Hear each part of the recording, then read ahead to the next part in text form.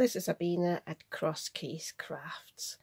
Yesterday this came in the post. It's the latest Creative Stamping magazine, issue 121. I have this on subscription for 6 months because I got it half price. I think I've got one more issue coming after this, but even if you got this full price, I think this is worth getting. I got so excited when I saw this because it comes with this amazing embossing folder.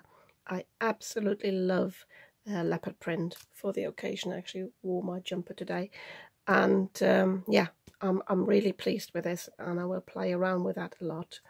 And it also comes with some great stamps. They're sort of different styles. You've got all these elements. These are really lovely. I think also if you make cards for children, I think these would be really exciting. You've got quite a bit of foliage as well to use. You've got some trees to build some scenery. You've got some geometric patterns, and then you've got these two animals. They're sort of Zentangle patterns, and they can work on their own. I don't think they need a lot of colouring, and I think I will work with one of these today. I actually hadn't planned to take a video, but when this came in the post yesterday, I thought, no, I have to make at least one card.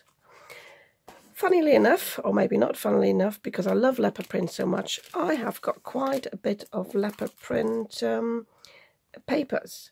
I've got this one is from one of the recent releases by Katie Skilton. I showed you that in one of my hauls, so I might be using this. I've also got these two paper pads. They are from Germany. I can't remember whether they are from Action or Teddy, or even what's the other shop, Kick maybe.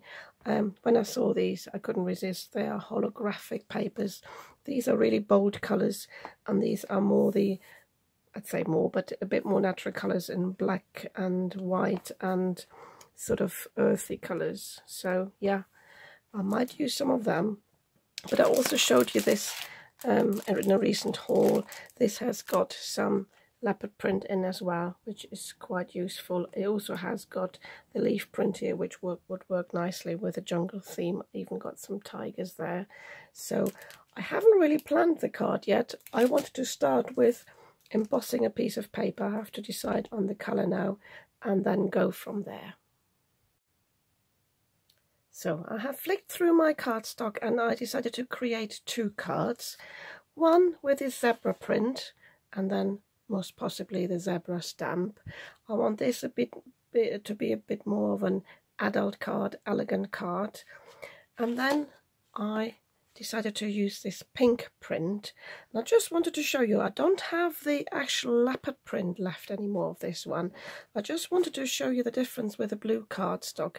You can see this is a bit more ragged around the edges here, and this is more roundish, but the roundish one will actually go more nicely with the embossing folder because this is not ragged. So I think this is the best option anyway, and I might possibly use this one to go with it because I think the black and white could calm this down a little bit.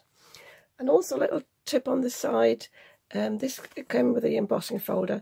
Don't throw bits like this away. You've got a card here that's already got a frame, and you've got a little piece that you could die cut from or put the sentiment on top. So don't waste this, keep this in your stash. Obviously if you don't use it within a year, then you can put it in the recycling. For my first card, I have already stamped the zebra onto some white cardstock. This is a 300 GSM. I'm going to fussy cut this afterwards. For my second card, I was looking through some pattern cardstock, and I was wondering, because I wanted to use the giraffe, and I was wondering, I thought it would be really cool to print that on or stamp that on pattern paper, but I couldn't find anything that would go with the bold pink of the other cardstock. And then I came across this paper bag I had kept, and you can see it is quite a bit creased, but if you glue that down onto cardstock with some double-sided adhesive, you can get almost all the creases out. Just a little bit left there. I don't know if you can see that in the light, and this will be good enough to stamp on. I hope the paper takes the ink. I'm just going to use the VersaFine again. I'm not quite sure, it's quite smooth, but I think this should be okay. So I'm going to ink the giraffe up.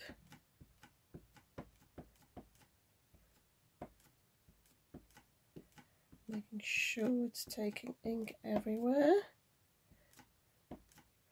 This time actually I forgot to condition the stamp, so to rub over it, so I will just take a little piece of scrap paper. Bear with me. Nope, that's the wrong kind of cardstock. There we go, and I will just stamp this off quickly, because sometimes that just helps to condition the stamp.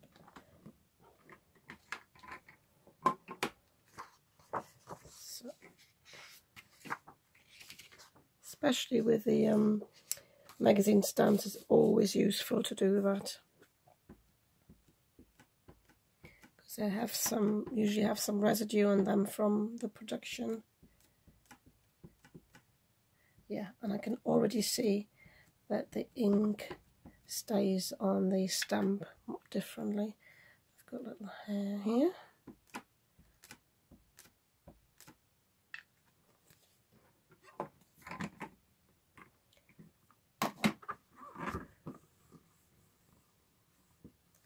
So sorry if the camera's wobbling. Just trying to get very even pressure, especially around the eyes. When I did the zebra earlier, I missed out one of the eyes. Obviously that's more important than, you know, the pattern on the neck or so.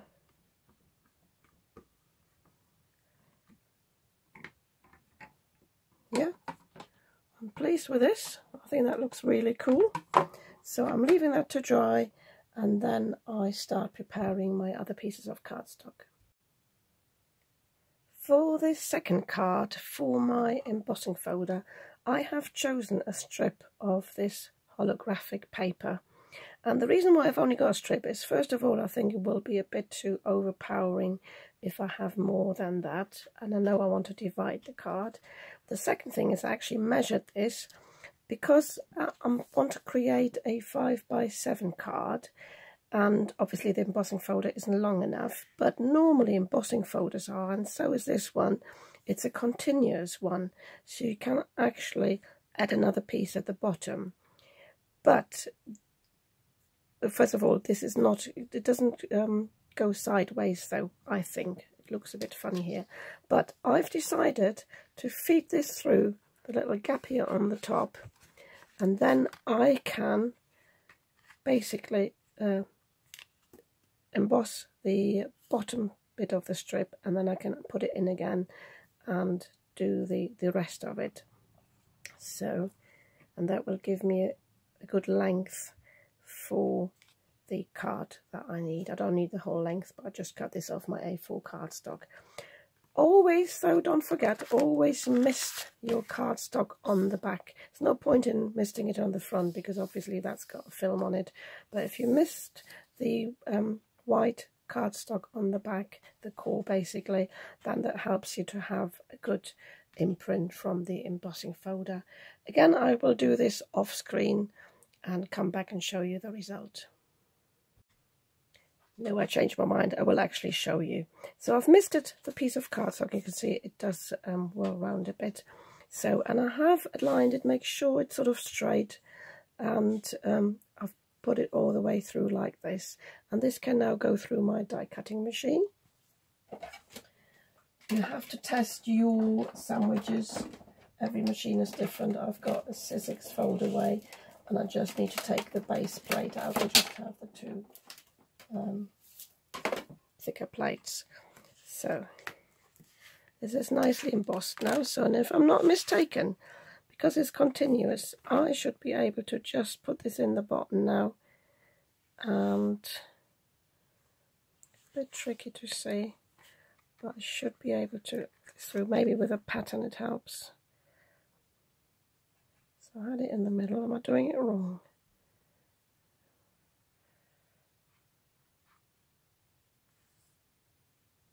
Oh. Let me just think this through.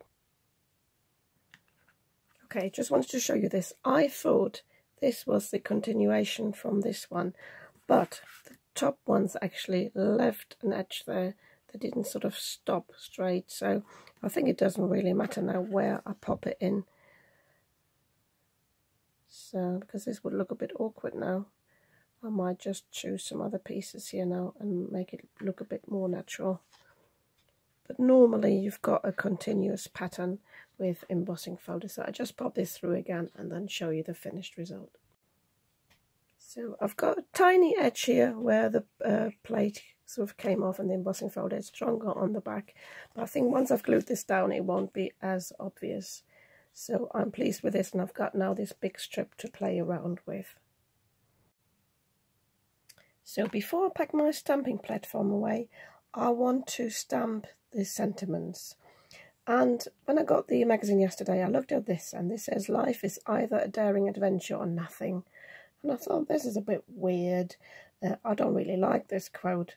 For me, it would say life is a daring adventure.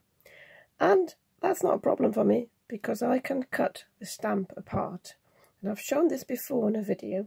All you need to do is you need some fine scissors, and you need to bend the stamp so that you can get in between the letters.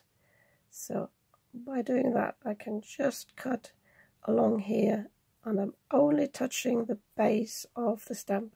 Sorry, I hope you can see this. Let me zoom in just a wee bit more. So I'm just bending it there, and I'm not touching the actual letters, I'm just touching the base. I'm doing the same at the bottom. Just use your fingers there, and then you can easily cut through the one thin layer of silicone. So for me that could theoretically go in the bin, but I could use it maybe for something else. And then here, so doing the same again, I'm just cutting it apart here. It's very easy to cut apart as well. Just need a good eye that you don't cut anything off you don't want to cut off. There we go. That can go away. And now I can either use this, put this on an acrylic block or on my stamping platform. And I've got life is a daring adventure. There we go. And I'll show you the finished result. I do this off camera again. And we'll also do the same. I'm not quite sure whether this is one stamp, but this one says, have a wild birthday. I want to have the big wild. So I'm going to do the same thing. I'm going to cut the have a off. I'm going to cut the wild apart here from the birthday, and then I can arrange these accordingly. Okay, so here are my two sentiments. This is have a wild birthday. Make sure you align these on the grid of your stamping platform as well, just to make sure they are all straight. And I cut this out before I stamped it, because this one was big enough. This one, as you can see, I've still left as is because I want to cut it with my oval die here, but I thought this then would be too small to handle. But I just wanted to show you the difference between the prepped stamp. By the way, I stamped this with a VersaFine Claire in Charming Pink, but this was the first stamp I had, and I don't know if you can see this, but this is a bit uneven and it leaked a little bit or bled a little bit, but this one is much clearer, so it's really important to prep your stamps. So I'm going to die cut this now with the oval shape, and then I'm going to have a look how I assemble various pieces. I haven't cut the main cardstock yet, but I'm going to play around once I've got my card base ready. So I'd just like to show you my thought process. So I've cut the base here. This is a shopboard card. Make sure it's the right way around. This is from The Works, and they advertise it at 6 by 6, but it's not. It's 5 3/4 by 5 3/4. So I've cut the mat to 5.5 by 5.5. But when I set these elements here on the card, I thought it's still a bit too busy. I think the pattern here clashes a bit too much, so I need something to ground the zebra a little bit. So I thought if I have part of the card like this, even if I've got the head over laying a little bit, this gives a more sort of a calmer look to it. And this, by the way, is some sort of It's like a glittery cardstock, but very fine glitter. And I think this would really work nice as a mat. So I'm going to cut a strip. I don't want it to be too wide, so probably just 1.5 inches. As I said, I would probably have the head overlapping, but I just put this on top here, and then I will glue this all down and show you the finished result. I still find that something is missing here. I've got different options here now. I can either put the zebra, because it is quite thick cardstock, on some foam tape and raise it up. I could give it another mat and have a little, could give it a mat and leave a bit of an edge in a different colour, which I'm contemplating, maybe some gold holographic cardstock. Or I could go round with a ink blending brush or even a pen. I'll have a think about this because I've got other things to do and don't have time to brood about this. So I'm setting this aside for the moment and I'm just continuing with the other card.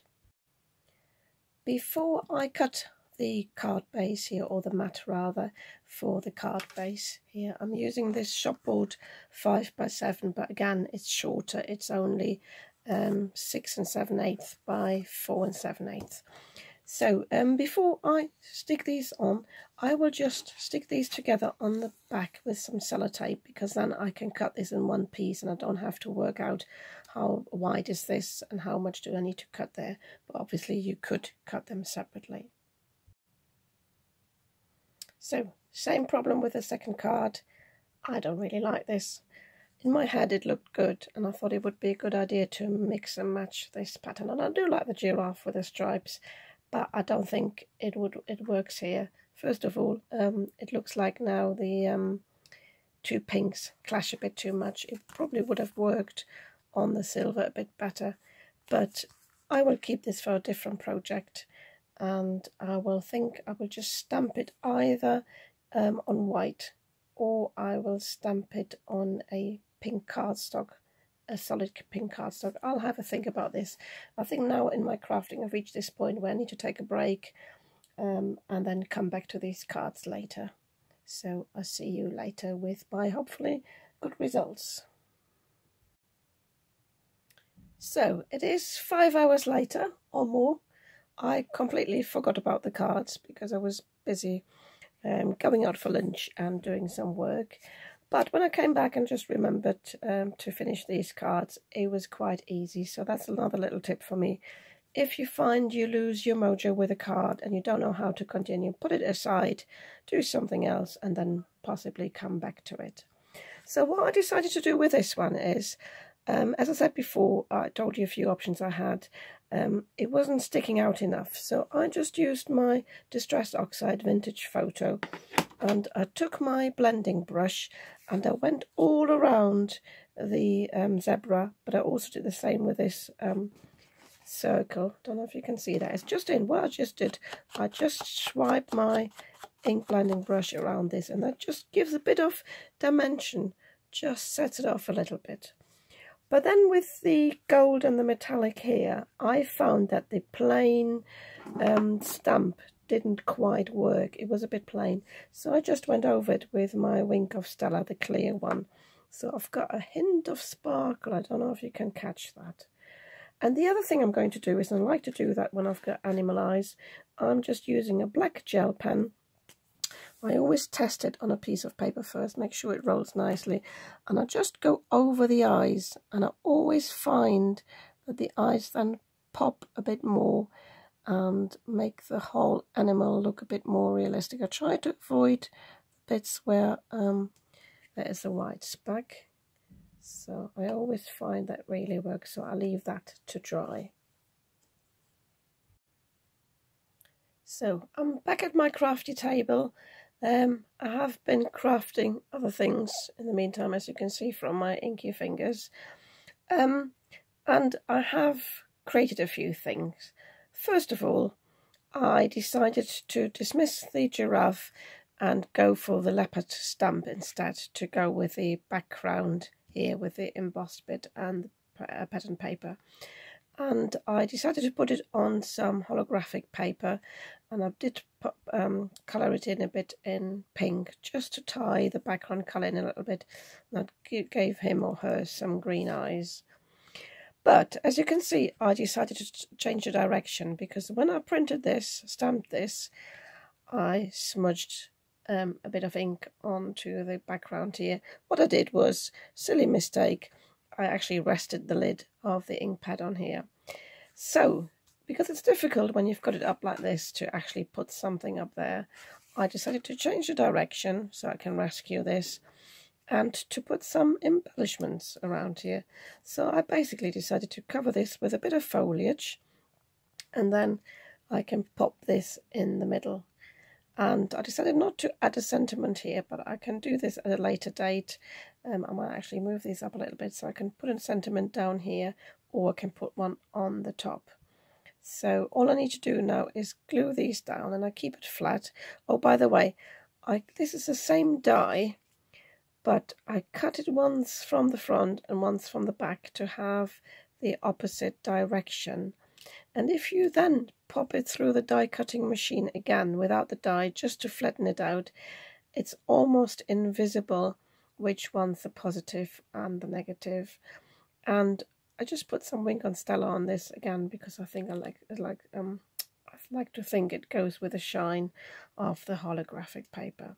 So I'm just going to glue this down, and then I want to show you what I did with the leftovers, which might possibly even be my favourite card now. I just cut a pink card base to go with the pattern paper here, and I just stuck this on this lovely paper from Katie Skilton. And yeah, again, I haven't got another sentiment on here. I think life is a daring adventure. It could be for any sort of occasion. So birthdays, could even be a thank you card to a good friend. Yeah, and I'm really pleased with the result of this one now. So I keep this very simple as it is, but I'll just quickly stick this down, and then I'll show you all 3 cards. So these are my 3 cards after all this crafting. I'm really pleased with the results. So that's the first one, and as I said, it's really nice with a shimmer. This is the second one. I added another sentiment from the magazine stamp set, and I put that on holographic paper. And against my original plan, I actually did prop these up on foam squares, because I think it actually is a nicer finish to this card. So, and this was the bonus card I showed you earlier. And I thought I should not leave without showing you all the crafty mess I left here that I just shoved to the side. So I'll spend a bit more time now tidying my craft room after creating these 3 cards. But yeah, if you can get hold of that magazine, I think it's really worth it. It inspired me. I went off a bit from what I had originally planned, but that's the joy of crafting. And yeah, if you like these cards, you might want to give me a thumbs up. And if you'd like to see more of what I'm creating, I post 2 to 3 times a week. You might want to subscribe to my channel. I'd be very happy about that. And I'll see you soon with another video.